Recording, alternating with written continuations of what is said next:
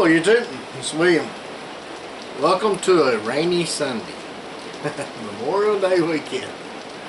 It's supposed to have rain the next week. 80% every day. Killed a timber rattler last night.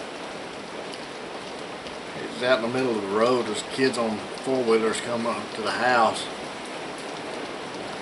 He had curled up in the middle of the road. He was trying to strike, about 4 foot long. So I had to go out there and kill him. He was ready to attack somebody. They said they saw another one up the road. They said it was a copperhead, so I don't know. It might have been. Snakes are out because we're gonna get a lot of rain. If you see a lot of snakes in the daytime, it's about to flood, folks. So just keep that in mind. Nature will tell you a lot of things if you listen. Alright, so let's continue the knife, what William likes, or what William prefers. And there's a playlist that has all these videos, and some of the old videos, it's a couple of years old, I put in there as well because I think it's still relevant. They may be a little dated, but I think that they still have something to share. So I included those as well. So you might want to go to my home page and look at my playlist and see what all I have, because I have almost 400 videos. I had over 400, but I went in and deleted a lot of them. But anyway, there's probably something there for everybody. Let's talk about blade, not shapes, because I already have a video of blade shapes that's still fairly relevant, that is in the playlist. So I don't want to get into shapes, because shapes pretty much hasn't changed. Let's talk about dimensions, length and thickness. We've already talked about grinds. We've talked about types of steel. So let's talk about dimensions. Now, me personally, what I prefer is I prefer a handle, and we've already talked about handles, that's going to give me a lot of purchase. It's going to be thick enough that I can feel it in my hand. Okay, basic dimensions. We're not talking about shapes or anything else. We're talking about dimensions. I want something that I can hold on to. I don't want a real thin handle. I want something that I can squeeze. And if I squeeze it, let go of it, I don't feel any hot spots. Okay.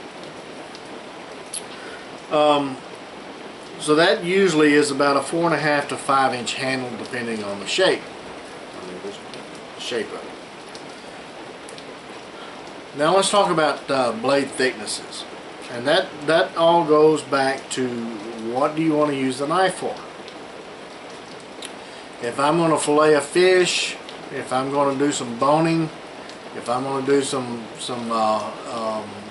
kitchen things like slicing dense materials, carrots, onions, those type of things, that I want a very thin blade so that it doesn't have as much drag, it doesn't force things to separate, it's a real smooth cut. Those are usually 1/16 inch, 3/32, somewhere along in there. If I want to split wood, if I want a baton wood, if I want something that's going to create a wedge and add some strength, then I'll go on up and I'll move up to the 5/32 and 3/16 thickness. And grind will also play a part in this. If I want, for instance, if I want to have a full flat with less drag so I can do a lot of slicing as a secondary, then, and I still want some strength, then I may go with a 3/16 full flat. But if I want something that with some strength but doesn't have the thickness of a knife and the weight, then I may go with a 5/32 saber. So it's just kind of a trade-off there that you can think about.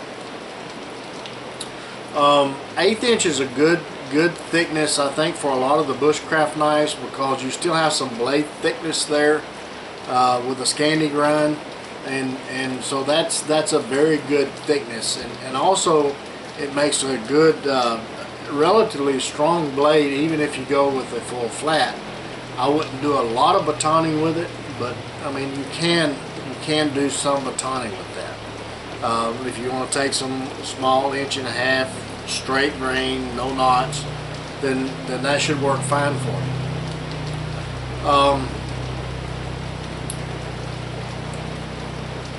So I mean, blade thickness is I mean, I get a lot of orders that people want a 3/16 blade and they want a saber. I mean, that's a lot of knife, especially if you only want a 4-inch blade. So I mean, you gotta consider the relevance of it.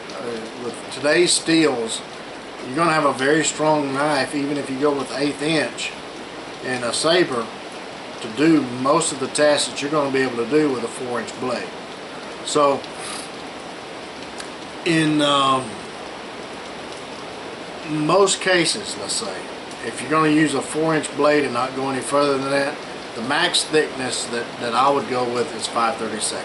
That's a good medium. But it's a personal call. Thicker the blade, the more drag you're going to have. The thinner the blade, the better slicing ability you're going to have. So that's basically, in a nutshell, the easy answer.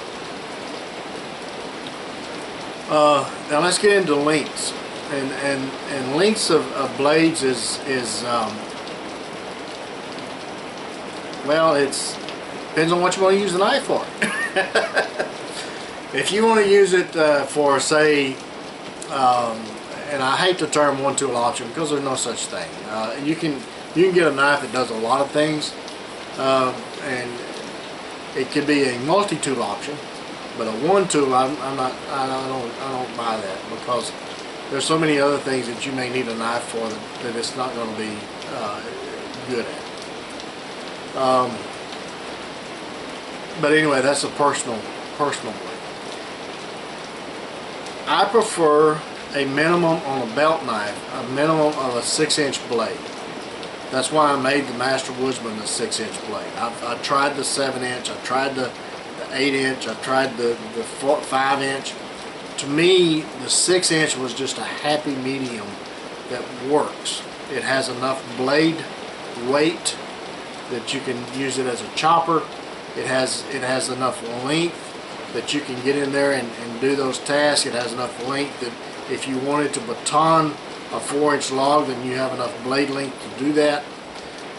If you wanted to do some carving, then you can choke up on the blade and get it to that 4-inch blade if you wanted to.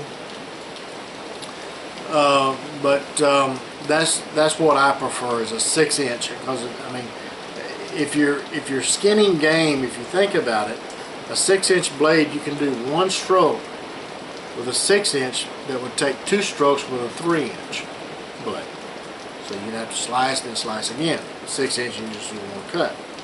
Okay, so it's ease of use in more cases for myself. And that's just for a belt knife. Now, if you wanted to just use a bushcraft knife or a camping knife, to where you go out into a controlled environment and you're not trying to clear camps and things like that, then a 4-inch blade would be fine.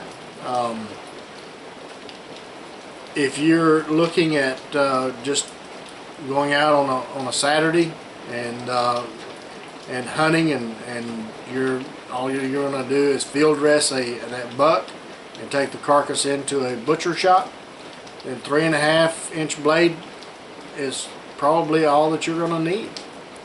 So it just kind of depends on what you want to use the knife for. Now that goes into let's talk briefly about machetes and things like that. The large chopping knives, again, it depends on what environment you're in.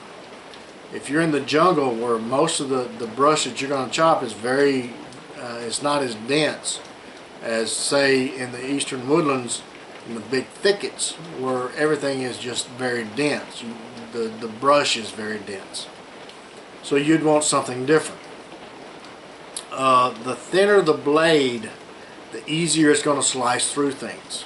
Think about that. I mean, it's just geometry. The thicker the blade, the more weight it's going to have, and the more strength it's going to have, and the less flexibility it's going to have. So when you chop into dense material, it's less likely to stick. A thin blade will stick in dense material when a thicker blade will not. And also grind plays a part in that.